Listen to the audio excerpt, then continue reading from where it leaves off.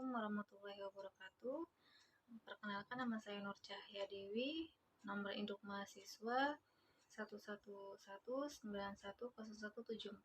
Saya mahasiswa semester 5 dari Universitas Pelita Bangsa, Fakultas Ilmu Ekonomi dan Bisnis. Melalui video ini, saya akan coba membahas sebuah materi tentang lembaga keuangan untuk memenuhi ujian tengah semester mata kuliah bank dan lembaga keuangan. Tema yang akan saya bahas yaitu tentang bank. Tentu saja di keseharian kita pastilah bank merupakan suatu hal yang tidak asing lagi terdengar di telinga kita. Bahkan ada dari kita yang kesehariannya sering sekali membutuhkan bank untuk kelangsungan bisnisnya atau yang lainnya.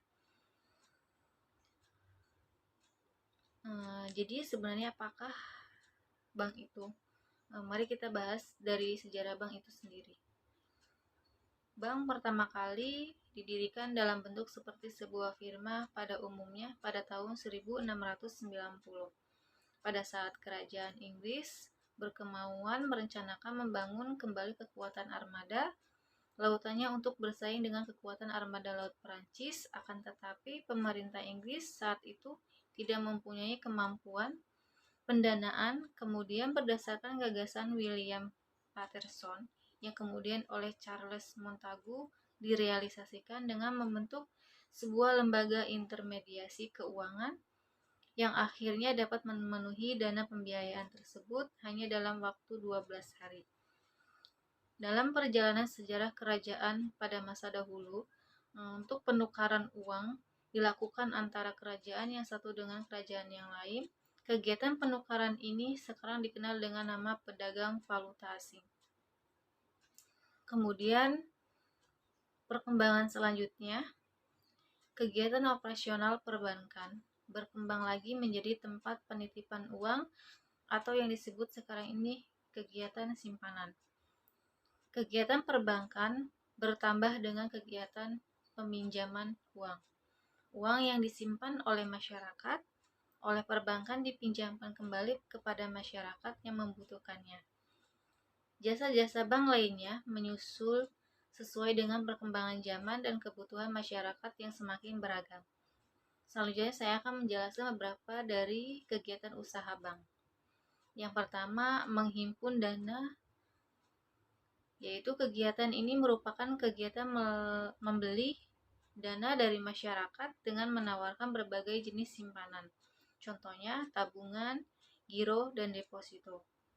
Menyalurkan dana, yaitu kegiatan ini merupakan kegiatan menjual dana yang berhasil dihimpun dari masyarakat melalui pemberian pinjaman, yaitu kredit.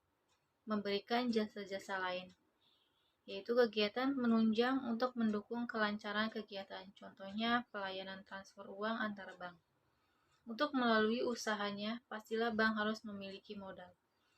Yang pertama, modal itu sendiri adalah sejumlah uang tunai yang telah disetorkan pemilik yang terdiri dari modal inti.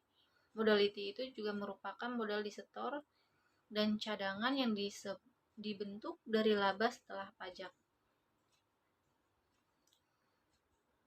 Modal pelengkap merupakan cadangan yang tidak dibentuk dari laba, yaitu cadangan revaluasi aktiva tetap, cadangan penghapusan aktiva, dan lain-lain. Selanjutnya, dari mana sumber dana bank itu sendiri? Yang pertama, dana internal. Dana yang bersumber dari bank, modal inti, dan modal pelengkap.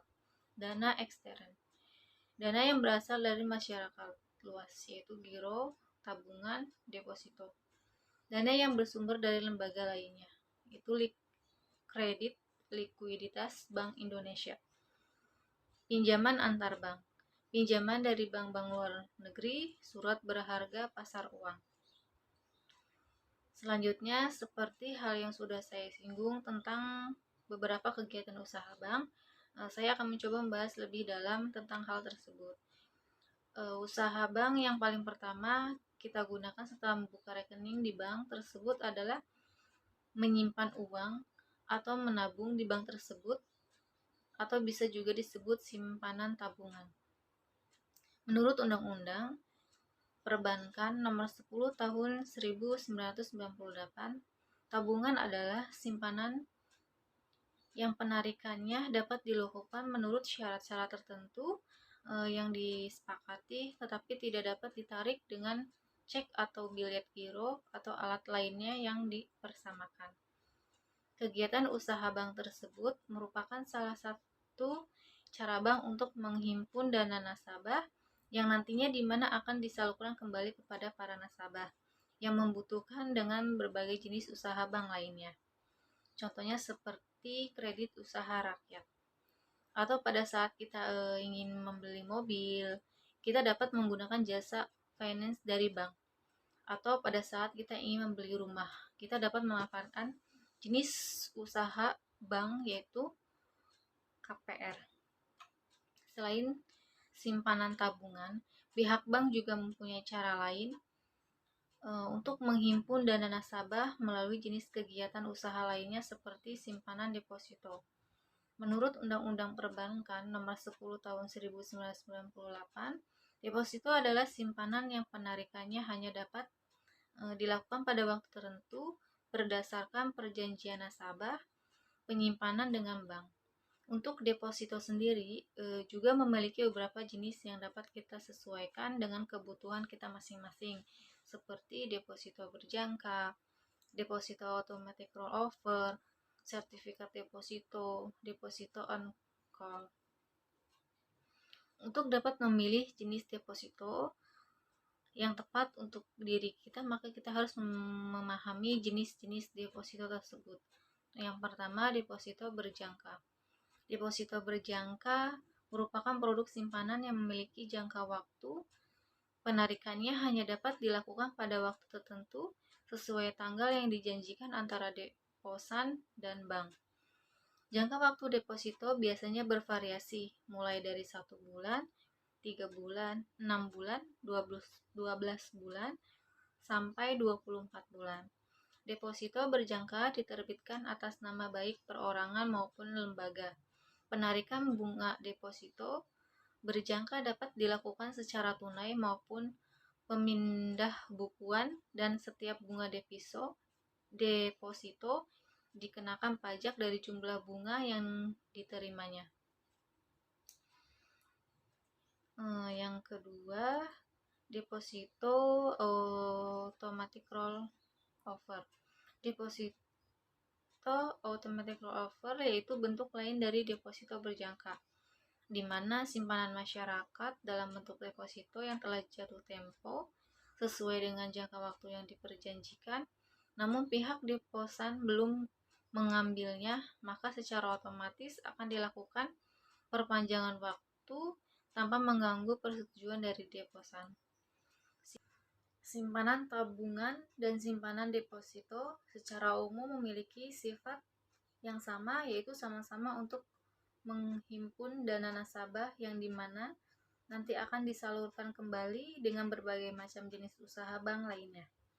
Perbedaan simpanan tabungan dan simpanan deposito itu sendiri terletak pada waktu pencairan, di mana simpanan tabungan dapat dicairkan dengan mudah tanpa harus memikirkan tenor dari simpanan tersebut.